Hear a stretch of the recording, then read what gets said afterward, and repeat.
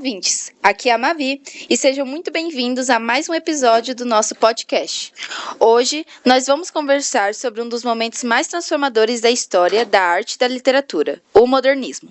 O nosso tema da semana é Modernismo, as novas maneiras de ver a arte. Vamos começar então. Ao longo deste episódio, nós vamos mergulhar nas rupturas, revoluções estéticas e novas sensibilidades que marcaram o início do século XX. Para começar, é importante entender de onde surgiram as artes modernas. O final do século XIX e o início do século XX foram marcados por transformações profundas, avanços tecnológicos, urbanização acelerada, invenção da fotografia, novas formas de comunicação, e tudo isso estimulou artistas a questionarem os modelos tradicionais e buscar novas linguagens. É nesse contexto que nasce aquilo que chamamos de arte moderna. Até então, a arte era muito ligada ao realismo, à reprodução fiel da natureza e a temas considerados nobres. Mas, diante de um mundo que mudava rápido, os artistas passaram a perceber que a arte também precisava mudar. Surge então a ideia de que a arte não precisa copiar a realidade, mas interpretá-la, distorcê-la, reinventá-la. A arte moderna nasce dessa rebeldia, da vontade de romper com o passado e expressar o mundo interior, as emoções, a fragmentação do pensamento e até as angústias do ser humano moderno. Além disso, o surgimento das grandes metrópoles gerou novas sensações: velocidade, caos, multidões, luzes artificiais, máquinas e indústrias. E os artistas começaram a transformar tudo isso em arte. Ao invés de retratar o campo e a vida aristocrática, como antes, eles se voltam para o urbano, o tecnológico, o instável.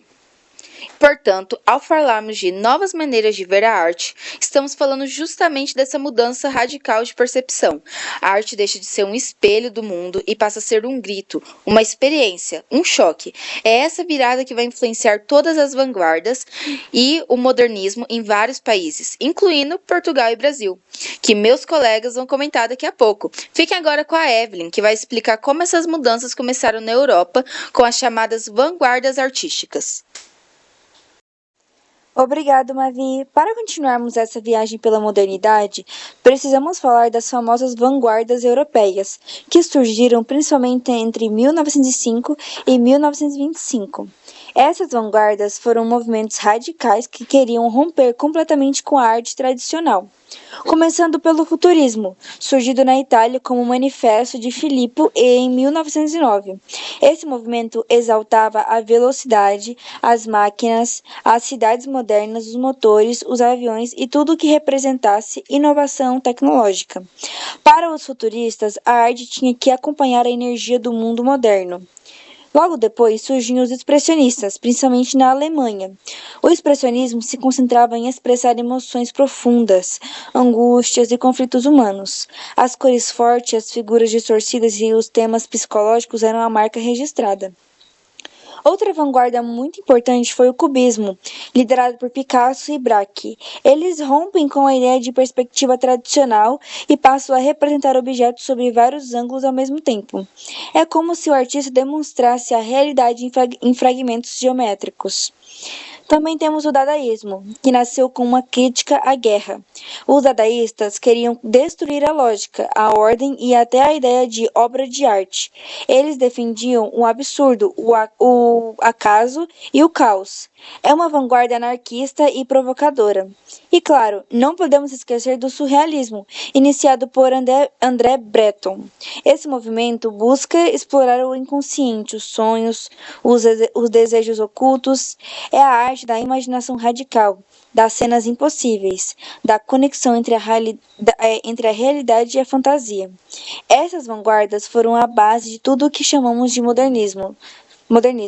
Elas estrearam novas maneiras de enxergar o mundo, que mais tarde influenciaram escritores, pintores, músicos e até arquitetos em vários países.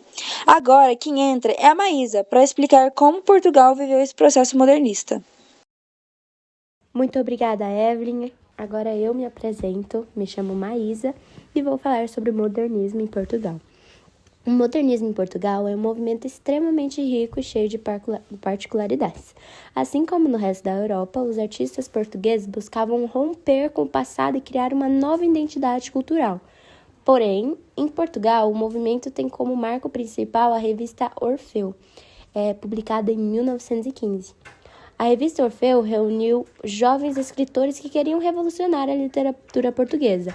Ela foi um escândalo na época. Muita gente chamou os textos de loucura, absurdo e até coisa de gente decadente. Mas foi justamente essa ousadia que marcou o início do modernismo em Portugal. Esse movimento também dialogava com as vanguardas europeias, especialmente o futurismo e o sensacionismo. Os autores portugueses queriam explorar novas formas de escrever, novas estruturas, novas identidades e até novas filosofias de vida. O modernismo português também se relaciona com um momento histórico importante. Portugal vivia instabilidade política, mudanças econômicas e tensões sociais. A arte modernista surge justamente como uma reação a tudo isso, buscando dar nova voz ao país, mais conectada com a realidade e com o mundo moderno.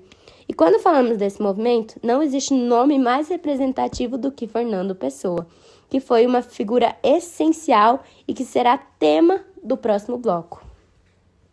Olá, meu nome é Rebeca Alves e continuando o que a Maísa disse, Fernando Pessoa é, sem dúvidas, um dos maiores nomes da literatura modernista, não só de Portugal, mas do mundo. Ele é responsável por levar o modernismo português a um nível completamente novo.